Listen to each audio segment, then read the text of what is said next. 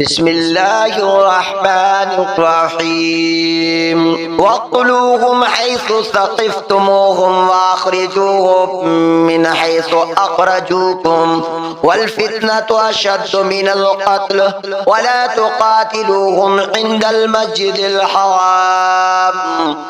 المسجد الحرام حتى يقاتلوكم فيه فإن قاتلوكم فاقتلوهم كذلك جزاء الکافرین۔ انہیں مارو جہاں بھی پاؤ اور انہیں نکالو جہاں سے انہوں نے تمہیں نکالا ہے، اور سنو فتنہ قتل سے زیادہ سخت ہے، اور مسجد حرام کے پاس ان سے لڑائی نہ کرو جب تک کہ یہ خود تم سے نہ لڑیں، اگر یہ تم سے لڑیں تو تم بھی انہیں مارو، کافروں کا بدلہ یہی ہے۔ فَإِنِ انْتَهُوا فَإِنَّ اللَّهَ غَفُورٌ رَحِيمٌ، اگر یہ باز آ جائیں تو اللہ تعالیٰ بخشنے والا مہربان ہے۔ وَقَاتِلُوهُمْ حَتَّى لَا تَكُونَ فِتْنَةٌ وَيَكُونَ الدِّينُ لِلَّهِ فَإِنِ انْتَهُوا فَلَا عُدْوَانَ إِلَّا عَلَى الظَّالِمِينَ، ان سے لڑو جب تک کہ فتنہ نہ مٹ جائے اور اللہ تعالیٰ کا دین غالب نہ آ جائے، اگر یہ رک جائے تو تم بھی رک جاؤ، زیادتی تو صرف ظالموں پر ہی ہے۔ الشہر الحرام بالشہر الحرام والحرمات قصاص فمن اعتدى عليكم فاعتدوا عليه بمثل ما اعتدى عليكم واتقوا الله واعلموا ان الله مع المتقين۔ حرمت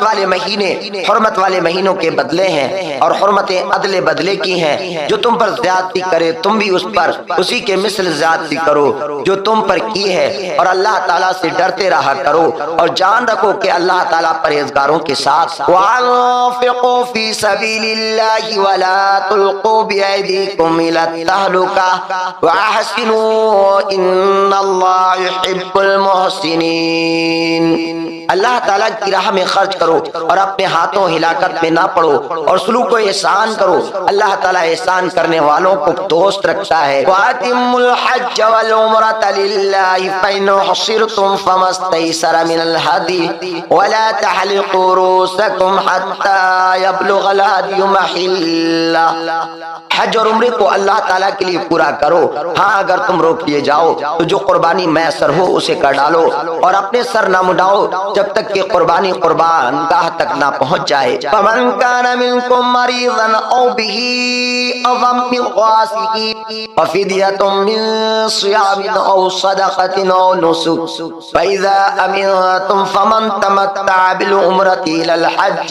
فَمَا اسْتَيْسَرَ مِنَ الْهَدْيِ، البتہ تم میں سے جو بیمار ہو یا اس کے سر میں کوئی تکلیف ہو جس کی وجہ سے سر مڈالے تو اس پر فدیہ ہے، خواہ روزے رکھ لے، خواہ صدقہ دے دے، خواہ قربانی کرے، بس جب تم امن کی حالت میں ہو جاؤ تو جو شخص عمرے سے لے کر حج تک تمتع کرے بس اسے جو قربانی میسر ہو اسے کر ڈالے۔ وَمَن لَّمْ يَجِدْ فَصِيَامُ ثَلَاثَةِ أَيَّامٍ فِي الْحَجِّ وَسَبْعَةٍ إِذَا رَجَعْتُمْ تِلْكَ عَشْرَةٌ كَامِلَةٌ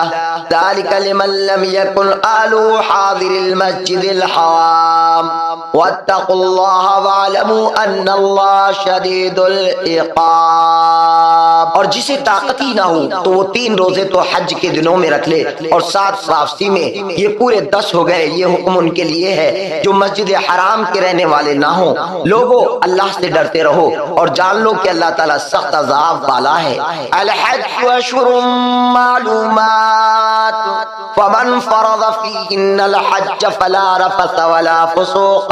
ولا جدال فی الحج وما تفعلوا من خیر يعلمه الله وتزودوا فإن خير الزاد التقوى واتقوني يا أولي الألباب۔